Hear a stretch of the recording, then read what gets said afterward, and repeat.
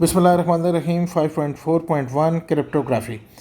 Cryptography is technology that protects information and communication by coding it in such a way that only those from whom it is intended can read and process it.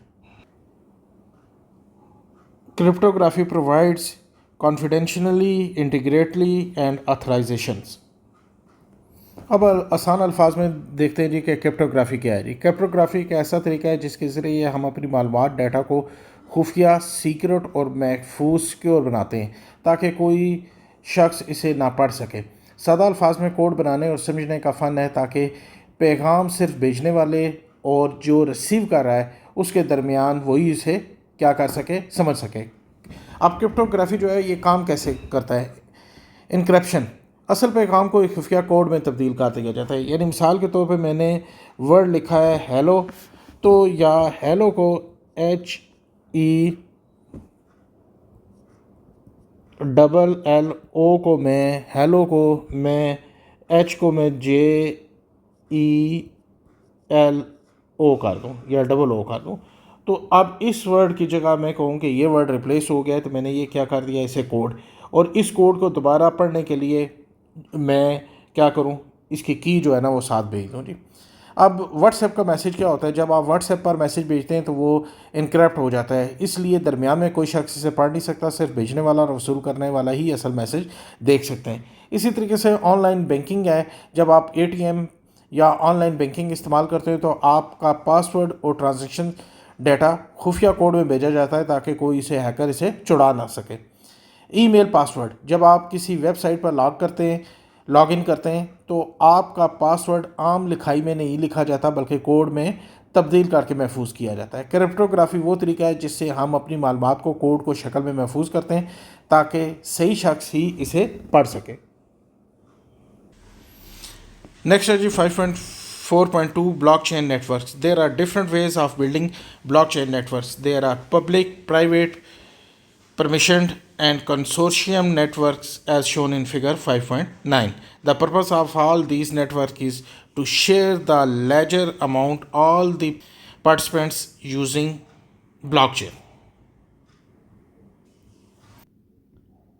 Public blockchain network. Public blockchain network is one that anyone can join in the world. It is open platform for the public in which data is distributed across all the participants. It is adopted by many organization as it is open to public. अब देखें कि मैंने बड़ी दफ़ा पीछे जो है ना लेक्चर्स में पब्लिक के बारे में, पब्लिक लाइब्रेरी, पब्लिक बसेस के बारे में बताया है कि उन्हें आम बंदा कैसे यूज़ कर सकता है, ऑर्गेनाइजेशन उसे कैसे यूज़ कर सकती है जी। तो पब्लिक जो ब्लॉकचेन है सेम उसी मॉडल पे काम करता है जी। प्राइवेट को भी हमने ब्लॉकचेन को डिस्कस कर चुके हैं ऑलरेडी। प्राइवेट के बारे में बताया है जी कि जो किसी की अपनी ज़ाती प्रॉपर्टी हो, जैसे मेरी अपनी गाड़ी है तो अब उस गाड़ी को जिधर मर्जी में लेके जाऊँ, ठीक है। तो प्राइवेट में भी क्या है जी, उसके जो रिसोर्सेज हैं उन्हें आप क्या कर सकते हैं, खुद ही आपने उस पर हाई क्वालिटी पे आपने लेना होता है, उन्हें शेयर करना होता है, वो सब आपके अपने ऊपर होता है जी। Private blockchain network is manage by a single organisation और private business. Public access to private blockchain network is restricted. क्या है, मखसूस, क्योंकि एक ही बंदे के पास है या एक ही ऑर्गेनाइजेशन के पास है तो ऑर्गेनाइजेशन के अंदर काम करने वाले बंदे ही उसके रिसोर्सेज को यूज़ कर सकते हैं। अब क्या है जी, वही है कि आपकी क्योंकि किसी एक प्राइवेट ऑर्गेनाइजेशन के पास या एक शख्स के पास क्योंकि इसकी तमाम ऑथराइजेशन होती है तो आम बंदा इसे एक्सेस नहीं कर सकता और इसके रिसोर्सेज को यूज़ नहीं कर सकता। Private blockchain networks are often used by business organizations and government agencies to implement secure and transparent record keeping system। कि मोस्टली जो है ना, जो बड़ी ऑर्गेनाइजेशंस हैं जो में सिक्योरिटी के खदशात हैं वो इसे क्या करती हैं, यूज़ करती हैं जी। Permission blockchain networks. Permission blockchain network is generally set up by organisation who have built a private blockchain network। In this network, only authorized individuals are allowed access and can perform or view transactions। अब एक private जो है उसमें क्या है जी कि इसमें system में कि जिस इंडिविजुअल को आपने एक्सेस दी होगी और जितनी एक्सेस आपने दी हुई है उस नेटवर्क के अंदर उसके पास वो उतने रिसोर्सेज को क्या कर सकता है, यूज़ कर सकता है. In this network only authorised individuals are allowed access and can perform or view organizations transaction. In this case, anyone who wants to join need permission. It is a safe and secure network and has advantages of better transparency.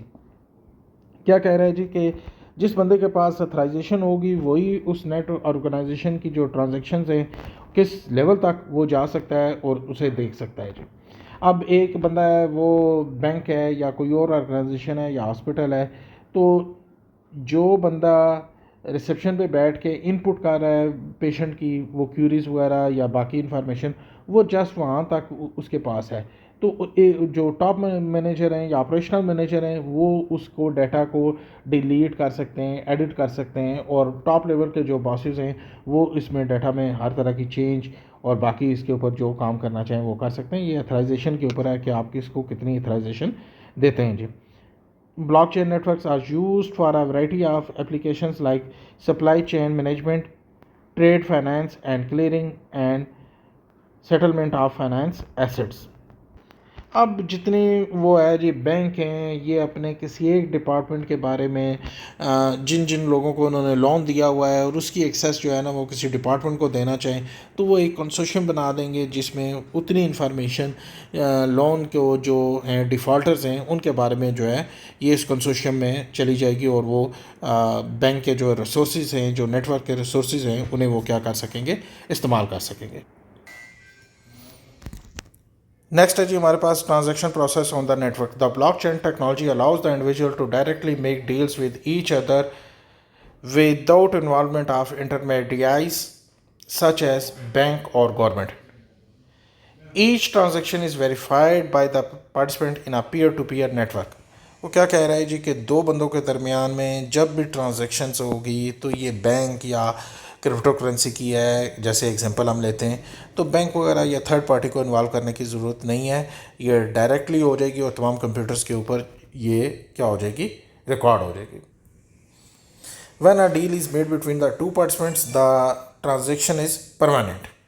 तो जैसे ही वो होगी, क्योंकि वो blockchain के through उसने बेचने वाले का और सेंडर का तमाम रिकॉर्ड जो है ना एक कंप्यूटर्स के ऊपर, नेटवर्क के ऊपर नहीं बल्कि तमाम के ऊपर जो है ना उसने रिकॉर्ड कर लेना है.